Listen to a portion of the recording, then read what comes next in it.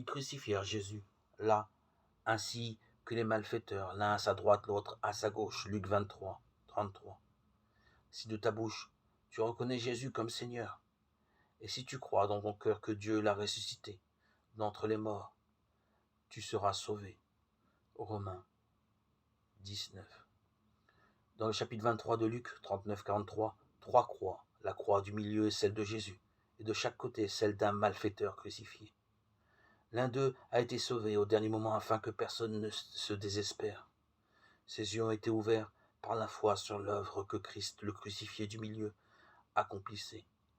La révélation de Christ à son âme par l'Esprit l'a convaincu de son entière culpabilité.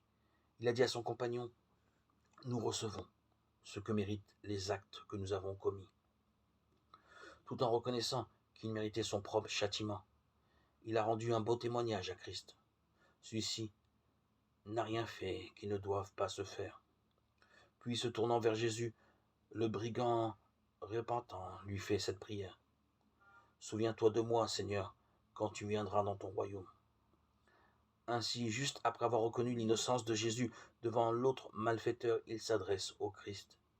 Il ne pense ni à sa douleur, ni à ceux qui sont devant la croix. Il reconnaît Jésus comme sauveur et comme roi. Il a la certitude que son royaume viendra. Son esprit est fixé sur Christ. Il regarde vers un autre royaume, où la mort ne peut entrer. Il n'y a pour lui aucun nuage, aucun doute, mais la conviction paisible et ferme que le Seigneur viendra dans son royaume. Jésus lui donne bien plus que ce que demandait sa foi. Aujourd'hui, tu seras avec moi dans le paradis.